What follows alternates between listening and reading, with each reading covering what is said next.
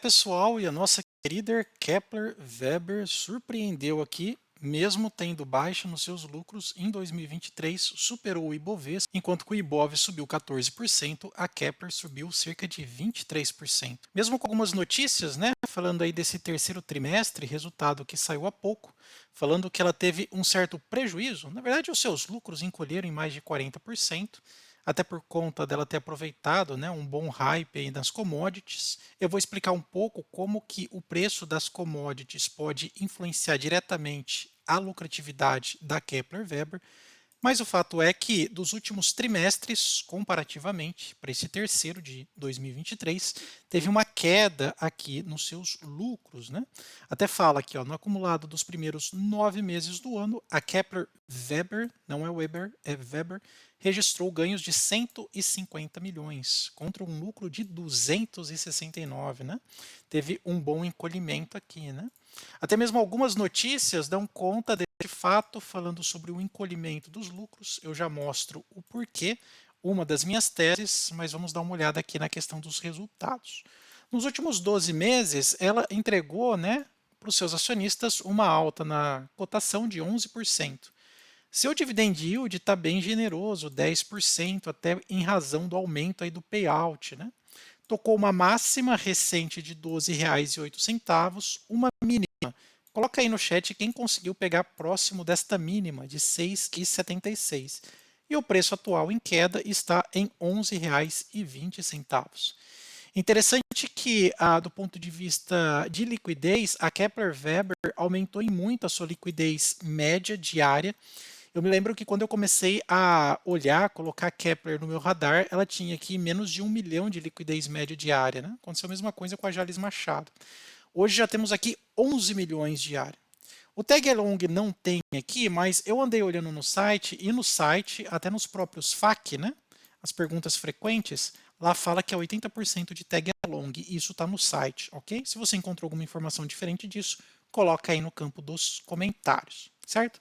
Eu separei aqui uma apresentação, eu queria frisar com vocês o porquê desta queda, né, de cerca de 40%, né, da parte dos seus lucros, vamos colocar assim, né, na verdade, para a gente ser mais preciso, 42,4%.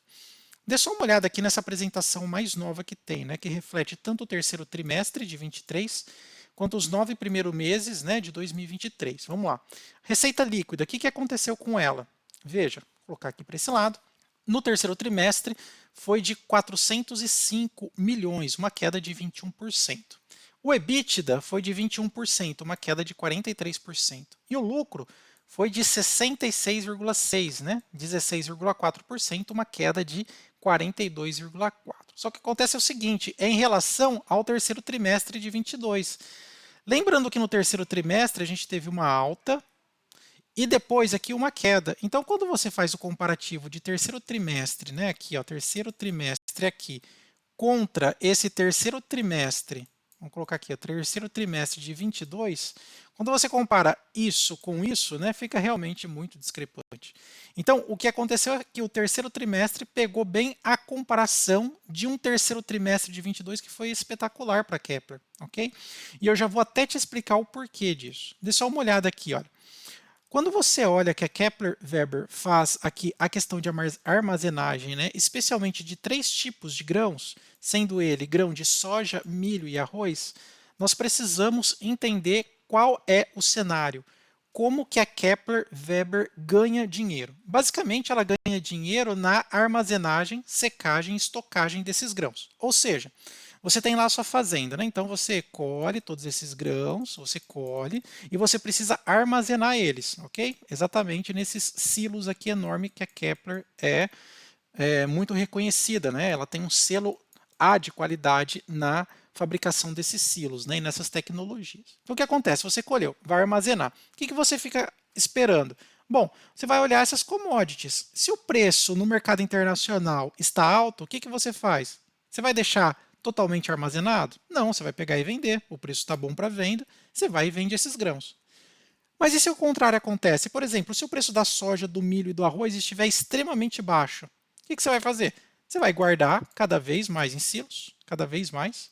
comprar mais silos da Kepler, comprar mais e mais, né? Ligar lá para ele, solicitar as suas instalações, armazenar isso daqui para que quando o preço voltar, né, das commodities voltar aqui para cima, você pega e vende, ok? Basicamente essa é a oscilação do mercado. E para você poder acompanhar isso, né, sobretudo da soja, do milho e do arroz, você vai fazer o seguinte, olha, essa dica aqui eu não vejo nenhum canal do YouTube dando de uma forma assim tão bem explicada. Quero mostrar aqui para vocês o que vocês vão fazer. Vocês vão fazer o seguinte, ó, você pode entrar aqui no próprio site da Investing, é um site que eu gosto bastante de acompanhar. Eles até deram uma reformulada. Você vai vir aqui, olha, em mercados, vem em commodity, tá? Quando você vier em commodity, você vai vir em grãos. Por quê? Porque a Kepler, de acordo com a apresentação deles aqui, olha, o forte deles é o mercado de grãos, né? Soja, milho e arroz, ok? Vamos olhar aqui o cenário global de soja, milho e arroz, pelo menos esses três. Vamos ver o que está acontecendo. Então, vou pegar aqui grãos, vou pegar arroz, soja e milho, tudo cotado lá em Chicago. Vamos ver o primeiro aqui, o arroz. O que aconteceu? Como é que está o preço do arroz comparativamente? Vamos pegar os últimos 5 anos. Tá vendo que o preço do arroz aqui, a commodity, está lá no alto? Tá vendo? Está nas máximas. Pessoal, se você achar que vale o like aqui, coloca aí o like, se inscreve no canal, que eu vou trazer mais informações como essas. Conteúdo riquíssimo, tá? Então o que acontece? Tá vendo que o preço aqui está nas máximas? Faz sentido alguém estocar arroz, comprar mais e mais silos, né, de armazenagem? Não faz o menor sentido, né? Por quê? Porque o preço está nas máximas, eu não vou colocar armazenagem e secagem de grãos aqui. Não faz sentido. Eu vou vender. O que eu produzo, eu pego e vendo. Então, por exemplo, aqui o arroz. Está vendo que nesse último trimestre, dá uma olhada aqui na cotação, está vendo que nesse último trimestre não está bom para armazenar arroz? O mercado externo está com as cotações nas máximas. Vamos ver o segundo aqui, a sua segunda commodity. Pegar a soja, vamos ver aqui a soja. Colocar nos últimos 5 anos, também, ó, não está tão assim nas suas máximas, mas também não está aqui na sua mínima histórica. Veja que aqui também não faz muito sentido o produtor ficar segurando, né, ou armazenando soja, né, nos seus silos. O que ele vai fazer? Ele vai vender a mercado, ele vai produzir, colher e vender, ok? Veja que isso realmente foi impactado aqui no terceiro trimestre.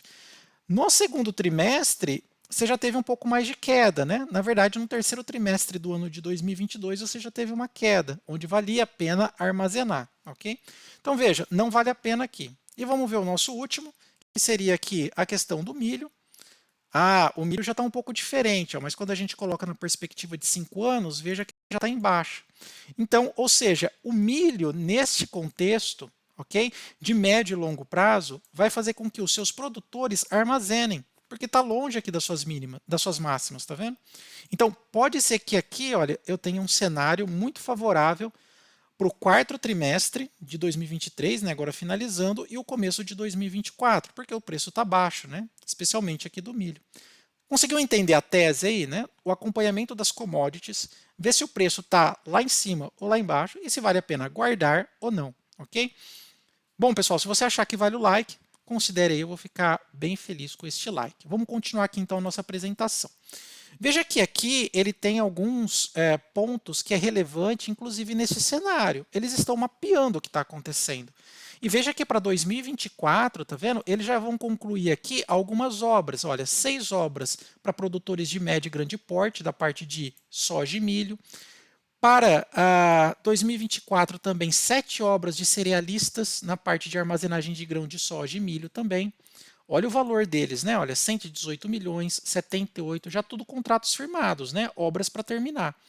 Negócios internacionais, 3 obras para médio e grande porte, 22 milhões, ampliação de obras de armazém, grãos de milho, soja e arroz. Portos e terminais, 2 obras, 51 milhões, ampliação, indústria de etanol de milho, sim, a Kepler Weber também está nesta parte da transição energética, o etanol do milho, que tem alta octanagem, não só da cana-de-açúcar, ok? E aqui que o impacto faz valer, né? Ela pegou aqui um excelente terceiro trimestre de 22 e quando você compara com 23, que foi um ano mais, vamos dizer assim, mais normal, você teve uma queda expressiva, ok? Por quê? Porque aqui realmente foi o creme de la creme aí das commodities da parte de armazenamento e secagem, ok? Então, por isso que os dados ficam distorcidos. Você comparou com o seu melhor ano da vida, com o seu melhor trimestre da vida contra um trimestre convencional. O que nos chama a atenção aqui na Kepler é o seguinte, olha o seu CAPEX. Está vendo que comparação de trimestre anual, ele está aumentando o seu investimento em médio e longo prazo? Inclusive, olha a modernização que eles estão fazendo. Olha, robôs, né, autônomos dentro da sua fábrica e também aqueles robôs de solda, igual você vê na indústria automotiva. Veja que nos últimos 9 meses, comparando, né, de ano a ano, ela já subiu 70% nos seus investimentos.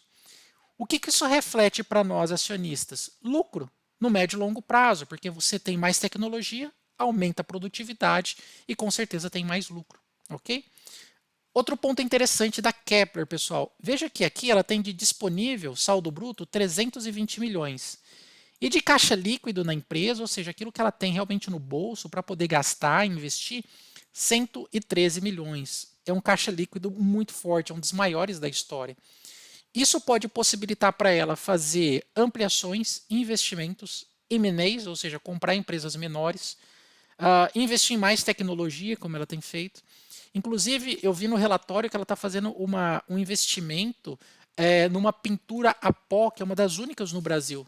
Uma tecnologia de pintura a pó, que vai realmente diferenciá-los, ok? Outra coisa que ela fala aqui é que ela está envolvida em alguns pontos estratégicos, como, por exemplo, fome zero, saúde e bem-estar, trabalho decente, condição de clima, tudo isso ela engloba, por quê? Porque ela tem eficiência na sua produtividade, tecnologia e respeito ao meio ambiente, ok? Isso também é interessante. Alguns pontos aqui conclusivos que ela coloca como resumo e também perspectivas. Veja só, é aquilo que eu mencionei para vocês, olha. Um desempenho sólido, teve uma receita de 405 milhões, apesar de ter recuado a margem de lucro, sem problema. Um caixa líquido é um dos patamares, é um dos maiores patamares, 113 milhões. Aqui entra o ponto que eu mencionei para vocês, olha. Inauguração de uma moderna linha de pintura a pó, a primeira do Brasil em atividade nesse conceito, tá vendo? Conquista do 11º lugar dentre 20 melhores empresas para trabalhar, né, empresas de grande porte no Rio Grande do Sul.